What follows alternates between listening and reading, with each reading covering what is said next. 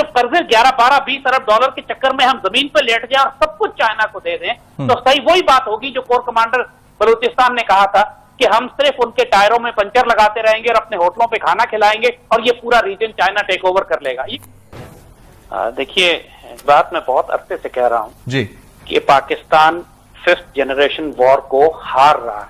वो इतनी शर्मनाक और खतरनाक है कि हमें अगले 50 साल के लिए मखरूज कर गएंगे, गुलाम बना गए। सीपैक जैसे एक मंसूबे के तहत डेवलप किया था और चाइना और श्रीलंका कर्जा नहीं अदा कर सका, तो चाइना ने टेक ओवर कर लिया श्रीलंकन पोर्ट को।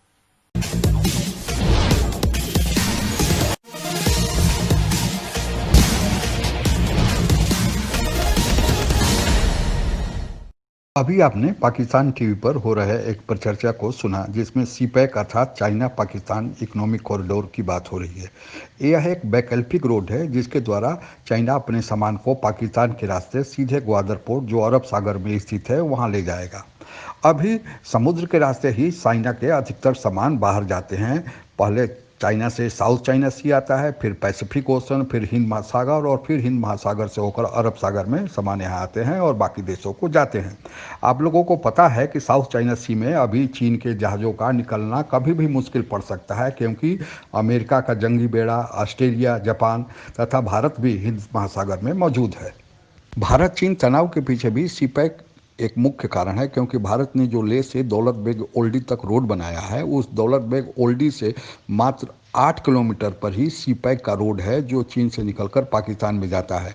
अगर युद्ध की स्थिति हुई तो भारत इस निकास द्वार पर ही चीन के निकलने वाले सामान को ब्लॉक कर देगा और उसका कोई भी उत्पाद चीन से निकलकर पाकिस्तान के रास्ते ग्वादर पोर्ट तक नहीं पहुंच पाएगा। चीन अपने यहाँ निर्मित सामानों को विश्व के अन्य भागों में पहुंचाने के लिए एक परियोजना बनाया है जिसका नाम है one belt one road initiative. CPEC भी उसी का एक भाग है। इस योजना के तहत चीन पाकिस्तान समेत कई देशों में रोड आदि बना रहा है। हालांकि इस रोड का उपयोग तो चीन अपने सामानों को एक जगह से दूसरी जगह ले जाने के लिए करेगा, पर इस रोड पर आने वाली सारी लागत उस देश से वसूल करता है जिस देश से होकर यह रोड गुजरती है। आज की तारीख में यह कर्ज $86 बिलियन का पाकिस्तान में हो चुका है और अभी तक सीपैक का 1/3 काम ही पाकिस्तान में पूरा हुआ है। अब हालत यह है कि इस कर्जा को चुकाने के लिए भी पाकिस्तान को कर्ज लेना पड़ रहा है। जो देश कर्ज नहीं दे पाते हैं उनसे मनमानी ढंग से चीन वसूल करता है। इसका ताज़ा उदाहरण श्रीलंका का हम्बनटोटा बंदरगाह है जो इसी परियोजना के तहत बना था, पर श्रीलंका सरकार उसका लागत नहीं लौटा पाई, तो आज वह 100 साल के लिए चीन के कब्जे में है। इस संबंध में आगे क्या चर्चा होती है, आइए सुने। ना सिर्फ बल्कि पूरी दुनिया के लिए, पूरे खित्ते के लिए गेम चेंजर मंसूबा कहा जा रहा था, आजकल कंट्रोवर्सी की जद में है। और आप मुझे खास तौर पर यह बताइएगा कि ऐसे मौके पर जबकि अभी तानवी अखबार के जो दावे हैं कि सीपैक मंसूबे के हवाले से हुकूमत वक्त अब नजरसानी करने जा रही है और चीन इस पर मुत्तफिक है, आपकी क्या राय है? जो असल इशू है कि सीपैक हमारे लिए दो धारी तलवार है।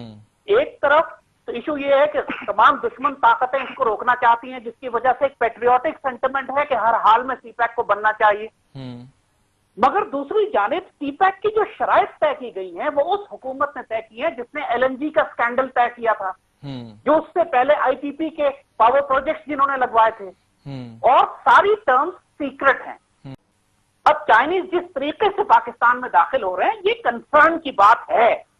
अब मुझे कोई ये नहीं कह सकता कि मैं वेस्टर्न या वेस्टेड इंटरेस्ट पे काम कर रहा हूं, लेकिन जब एक पेट्रियोटिक सेंटिमेंट भी यही है कि आप सीपैक की टर्म्स एंड कंडीशंस पहले डिफाइन करें। पहले ये कहा गया था कि वो उसमें सिर्फ ट्रांजिट रूट होगा, $1.4 ट्रिलियन की एक्सपोर्ट उन्होंने पाकिस्तान से करनी है, तो एक रोड रूट तो वो इस्तेमाल करेंगे ही।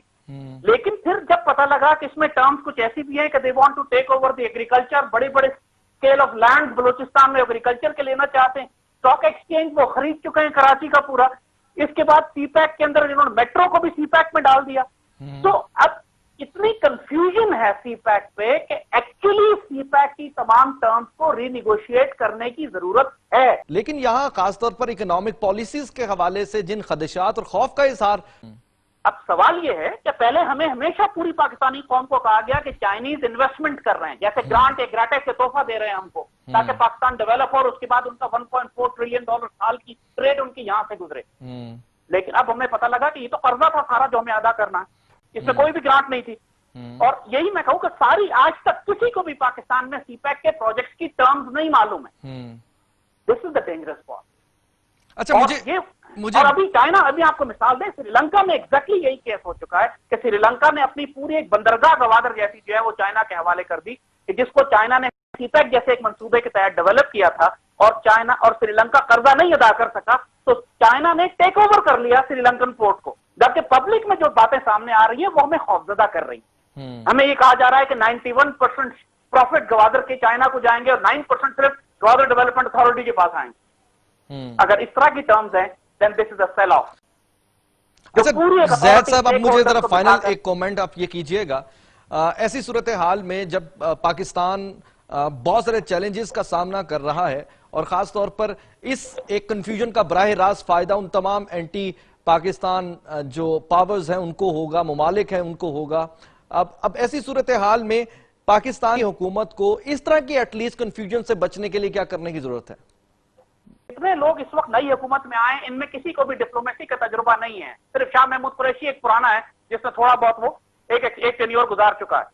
बाकी सारे के सारे इनको कुछ नहीं मालूम है कि डिप्लोमेटिक प्रोटोकॉल का, इंफॉर्मेशन वॉरफेयर क्या हो रही है, साइऑप्स क्या है, डिसइंफॉर्मेशन पाकिस्तान के खिलाफ क्या चल रही है, फिफ्थ जनरेशन वॉर किसे कहते हैं। इस वक्त अगर इन्वेस्टमेंट पाकिस्तान में एक रोड के हवाले से ही हो रही है, एक राहदारी देने के हवाले से ही हो रही है, तो एटलीस्ट इसका खैर मकदम तो करना चाहिए। अब जिस तरह के वाकयात बच्चियों की शादियों के और उनको चाइना ले जाकर उसके बाद उनको जिनसी तौर पर इस्तेमाल करने के सामने आए हैं और पाकिस्तान के मीडिया ने जिस तरह से उनको हाईलाइट किया है, अगर इस तरह के वाकयात इंडिया में चाइना जाके करता या उनका कोई अलाई करता तो इंडियन मीडिया इस तरह हाईलाइट कर रहा होता? हामिद साहब, देखिए जमील, बात यह है जी कि एस्टिमेट ये है कि 1 करोड़ चाइनीज पाकिस्तान में आकर सेटल होंगे सीपैक रूट के ऊपर अगले 5-6 साल 10 साल के अंदर जी। 1 करोड़ चाइनीज।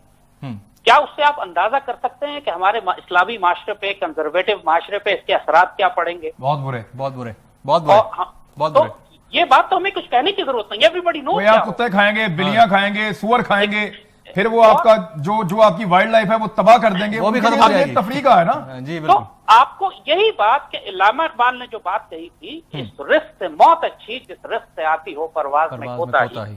बात ये कि हम अपनी जान, माल, इज्जत, आबरू, अपने ऑनर, अपनी गैरत, अपनी तहजीब तो नहीं फरोख्त कर रहे हैं 10 अरब 15 अरब डॉलर के लिए, इसलिए कि चिनिया अपनी सामान ले जाके बेच सके गवादर के जरिए।